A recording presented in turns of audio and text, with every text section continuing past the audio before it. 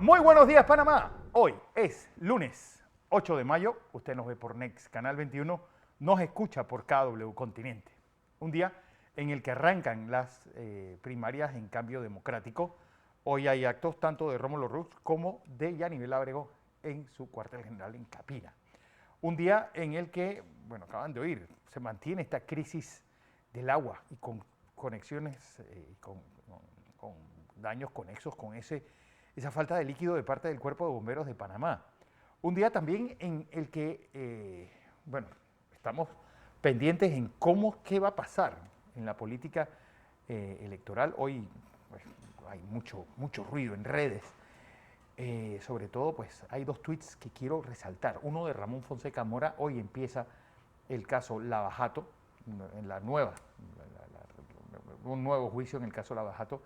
Y él puso un tuit donde hace acusaciones muy serias a la presidenta de la Corte, María Eugenia López de Arias.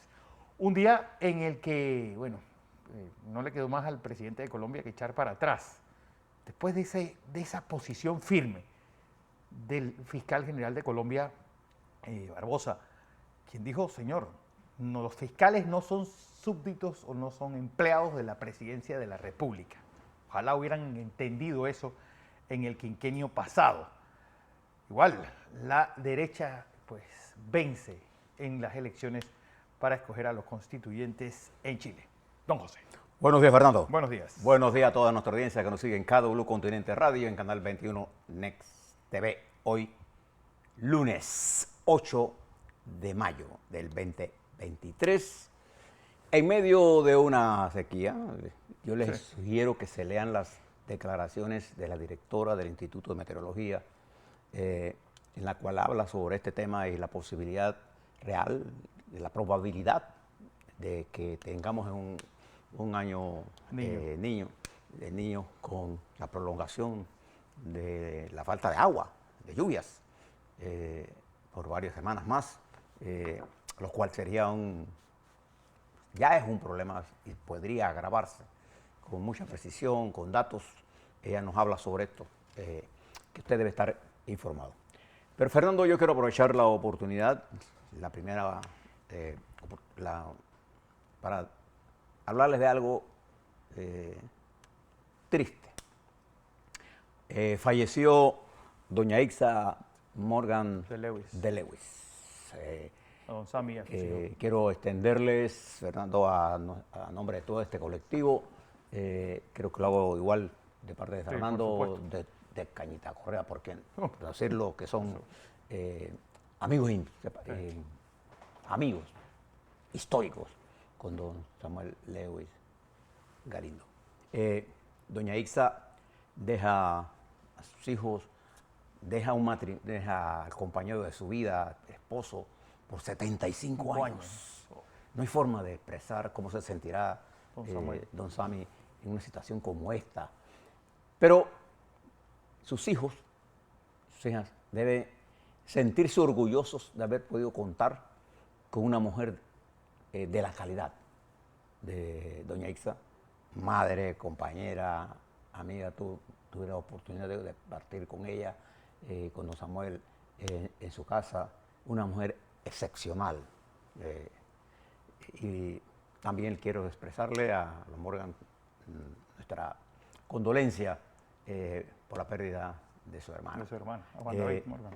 Creo que pierde el país una gran dama y pierde don Sammy la compañera de su vida. Pasa a su tumba, solo mueren a los que se dejan de recordar.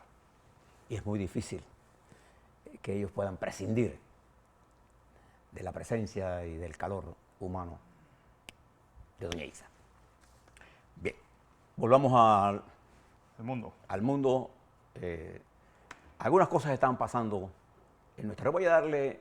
están pasando en el mundo, pero quiero darle los resultados de las elecciones ayer en Chile y hago una breve explicación de lo que ocurrió.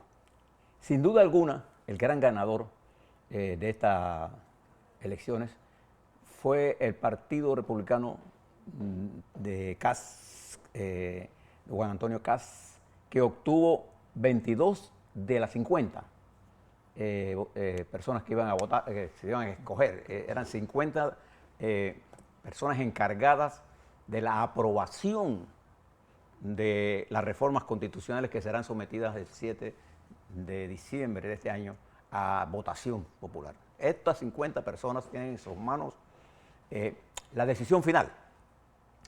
En esta votación, la derecha más radical que expresa en CAS y la derecha tradicional chilena llevan la mayoría. El CAS sacó 22 de los 50 y la derecha sacó 11, el movimiento Chile Seguro. El gobierno de Boric sacó 17, lo que constituye sin duda alguna una derrota política aplastante. Pero quiero que ustedes entiendan este proceso. Hay 25 personas designadas para redactar la Constitución y ellos deben someter su trabajo, que ya está por finalizar, a esta comisión de 50 que tienen la potestad de cambiar o aceptar la reforma. Si ellos no la aceptan, entonces ellos, estos 50 escogidos ayer, tienen la capacidad, pero tienen que hacerlo con mayoría calificada. Y creo que esto a la derecha le da la posición clara, contundente, de poder controlar el proceso constitucional.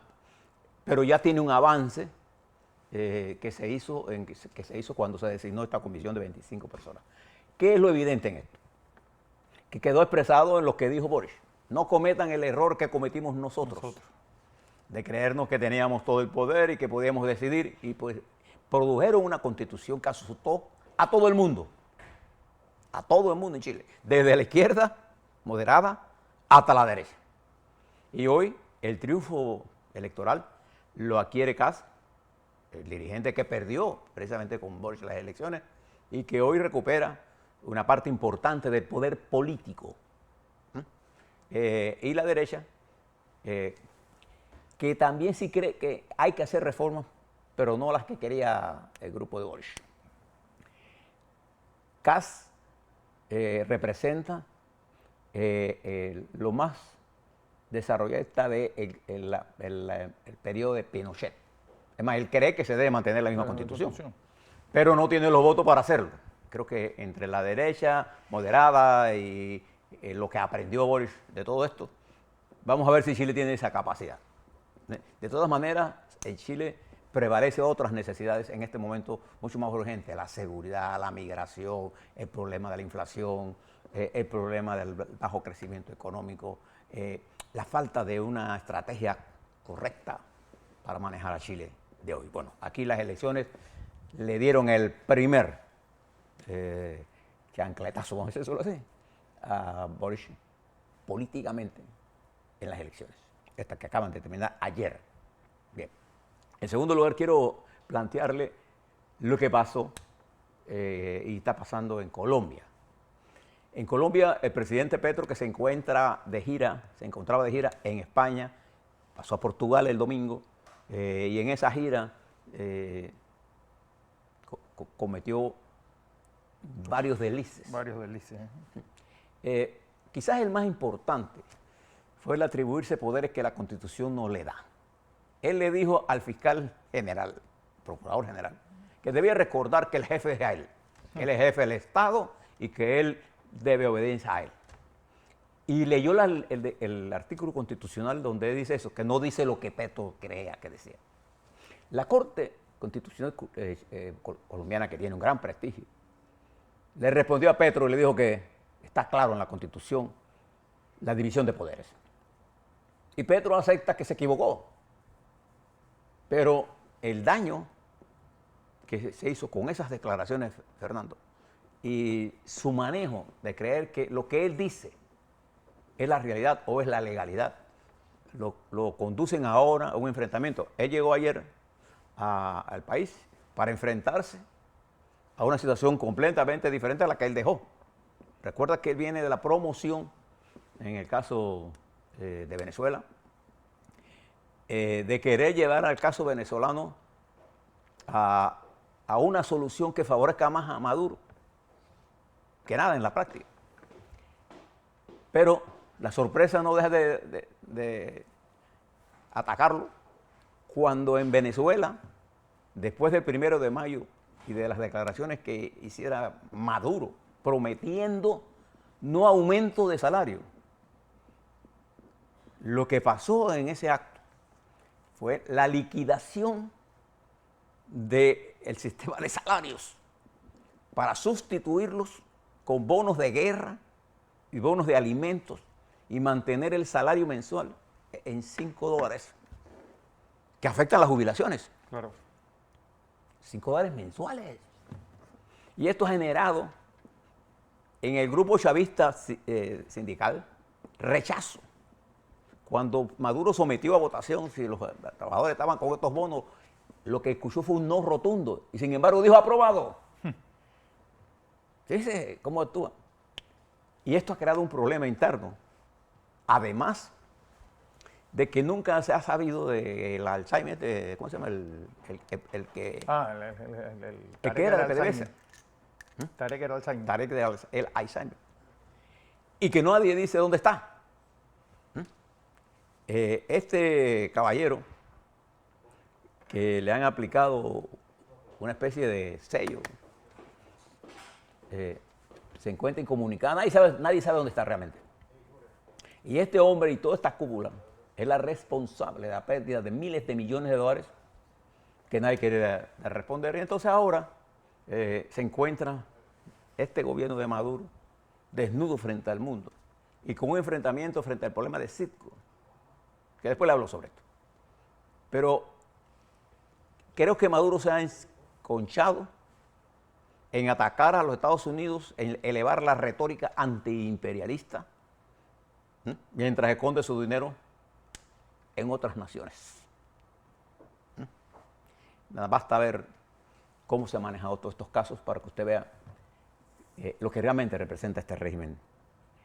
Mientras esto estaba ocurriendo, Fernando, en Cuba se dieron unas protestas en Guantánamo en que la gente salió a protestar y el gobierno le aplicó el cerco mediático total. ¿Qué querían esa gente del área de Guantánamo? Querían que se dejaran ya la cantaleta de siempre. Querían soluciones al problema del hambre. Y el grito de patria y vida se escuchaba nuevamente en esas áreas. Porque cuando el presidente de Cuba habla en la aceptación de su segundo mandato, habla más de lo mismo, de apretarse el cinturón mientras usted lo ve a ellos todos gordos. El pueblo está pasando hambre, necesidad el problema de agua, de combustible. Bueno, el combustible que estalla en Venezuela con la mala calidad del producto y estalla también cuando se va a dar lo de Chevron, no se puede porque Venezuela dice, y esto debe enterarse el señor presidente de Colombia, Venezuela dice que no tiene plata para hacer los dragados que necesita el lago Maracaibo para la extracción del petróleo por Chevron. Entonces Chevron pone en suspenso los acuerdos. Entonces todo esto unido ha creado una gran sensación. Pero quizás, Fernando, la noticia más importante que pasó este fin de semana se la dio el presidente de México el viernes. Cuando él asegura en una carta que dice que le ha enviado al presidente de la República Popular China, Xi Jinping, que en el puerto de Lázaro Cárdenas, México recibió embarques desde China de fentanilo. Cosas que Xi Jinping había negado. Y ahora dice AMLO, presidente AMLO, en la mañanera del viernes, ya nosotros hemos salido de aquí, que él tiene pruebas de que el fentanilo viene de la República Popular China. Y esto plantea otro problema ahora. Primero, que pone a China en aprietos, la República Popular China, y él que había negado que en México llegaba el fentanilo, ¿no? Ahora tiene que aceptar porque además la evidencia de las agencias de control de drogas ilícitas en Estados Unidos ya le había entregado. Y los propios autoridades mexicanas habían capturado millones de cápsulas de fentanilo. Ahora se da cuenta AMLO de una situación que es tripartita. Este es un problema que le debe interesar a China, le debe interesar a México y le debe interesar a los Estados Unidos. Como todo problema que tiene este nivel le debe interesar a todos los países del mundo. La lucha contra la droga, Fernando, es multilateral. Como la de la inmigración, que parece que Panamá ha quedado sola en esta lucha. Y esas declaraciones de AMLO, que dijo que él tenía las pruebas y la hace en presencia de las autoridades que incautaron esta droga, crea una nueva situación, porque precisamente gran parte de los alegatos de los Estados Unidos es que esto estaba ocurriendo a ciencia y paciencia de las autoridades mexicanas. Ahora AMLO, que es la máxima autoridad, junto con la naval, dicen que ellos han capturado a cargamentos que vienen de barcos de puertos chinos. Y esto es una situación en desarrollo en los Estados Unidos. Paralelo a esto, usted debe recordar que este jueves vence el título 42, que producto de la pandemia estableció controles especiales en el área fronteriza de los Estados Unidos y en todo el proceso migratorio. Al vencer esto, una nueva realidad aparece, que es que ante la ausencia de políticas de los diferentes países para controlar el tráfico ilegal de personas, ha pasado lo contrario, se ha generalizado producto del desmadre que hay en la economía venezolana. La diáspora venezolana de 7,5 millones, que afecta directamente a Colombia y que ahí de paso hacia los Estados Unidos por la vía de una de las vías, por el tapón del Darién. 400.000 personas pasarán por Panamá, se calcula en el 23. Entonces no hay una política y los Estados Unidos intentan montar una política de la cual el presidente Petro tiene la responsabilidad de jugar un papel importante en manejo de esto. Uno de los papeles más importantes es las razones de esta migración. Y pasa porque en Venezuela hay una llave abierta de desgreño administrativo, de pobreza y la gente está huyendo. En Haití hay ahora migrantes chinos. Hay que averiguar qué es lo que hay ahí. Migrantes colombianos, ecuatorianos.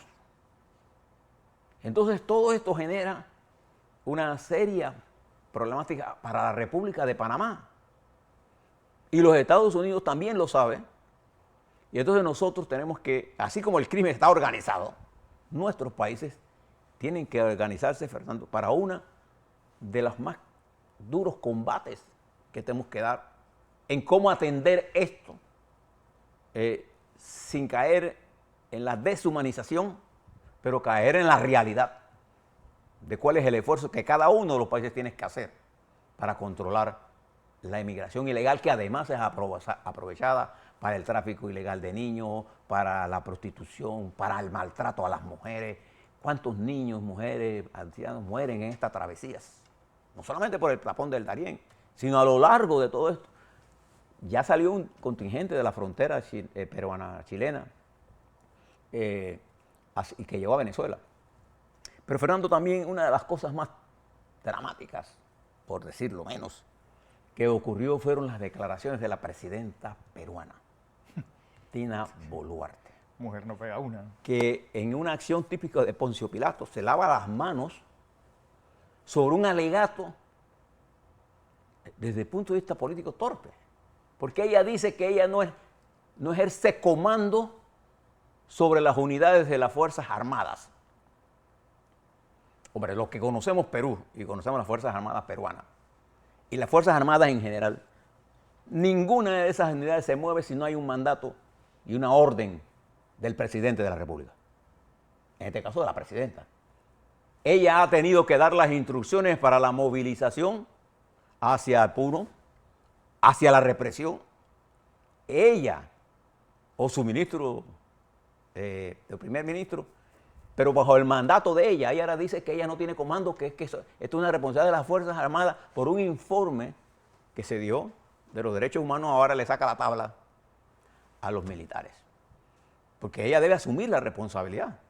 Por eso cuando la mayoría de los civiles dicen, no, saquen la policía a reprimir. Bueno, el que da la orden en los países democráticos es el presidente de la República. Y el uso de la fuerza pública siempre la piden los civiles para reemplazar la política con la represión. Y cada vez que salen fuerzas de orden público a restablecer el orden, va a haber confrontación, porque del otro lado hay gente de líneas duras, pues, que quiere mantener la calle cerrada, tenga o no la razón. Entonces, creo que la presidenta peruana, en un acto que le ha creado a lo interno de Perú repudio, porque esta es la primera vez que yo veo un presidente diciendo que el comandante tiene sus propias líneas de comando. Opa. O sea, este es un gobierno dentro de un gobierno. Entonces ella, que tiene el bastón de mando de las Fuerzas Armadas, se niega. Mire usted, Fernando, qué clase de... Mire, esta es la crisis que se está viviendo en Perú, simultáneamente en Ecuador, simultáneamente en Bolivia, simultáneamente la derrota de Boric y los problemas políticos en Chile, el gran problema en que se encuentra la economía y toda esa estructura política de Argentina. Esto llevó, por ejemplo, a Lula da Silva a moverse más hacia el centro que hacia la izquierda, mientras Petro se mueve hacia la izquierda, se desprende del liberalismo liberal y lleva al país a un alto nivel de incertidumbre, arrastrando, creyendo que él puede resolver el problema de Maduro en el momento en que deben haber elecciones en Venezuela. Y Maduro hace todo lo posible por boicotearlas y cree que las elecciones deben ser entre la oposición que él escoja y sus fuerzas. Mientras en nuestra América insular, Fernando, la situación de Haití es desastrosa, por decirlo menos, y pone más en peligro la democracia en República Dominicana y México, con esta nueva acusación que hace. Y los Estados Unidos, recuerde que la democracia en los Estados Unidos fue asaltada. Y en esta semana que acaba de concluir, los Proud Boys fueron condenados por el asalto. Y el expresidente Trump, hoy comienzan los alegatos finales del juicio civil que se está desarrollando, en la que la periodista Carol lo acusa a él de violación y él dice que él no lo hizo. Bueno, hoy van los alegatos finales y después vendrá el jurado a definir si hay o no, si es cierto o no, está de acuerdo a la información que ellos tengan allí. Mientras se siguen otros procesos contra el presidente de los Estados Unidos y otros procesos contra el hijo del presidente actual, Biden. En el marco de esa compleja situación sigue la guerra de Ucrania. Resultó que los ucranianos tenían razón, no había tal conflicto entre Wagner y el señor Putin. Lo que sí hay es un conflicto interno en las Fuerzas Armadas rusas por la política insensata de Putin en el manejo de esto. Ya veremos, en el transcurso de la semana le daremos información sobre el manejo militar de esa área. A la vuelta, Fernando, vamos a hablar sobre la declaración del Banco Nacional, cómo van las campañas, cómo van todos los procesos y esta multitud de encuestas con datos disímiles, diametralmente opuestos. ¿Qué significan? En un momento en la que la campaña está en proceso inicial de desarrollo. Todo eso y más. A la vuelta.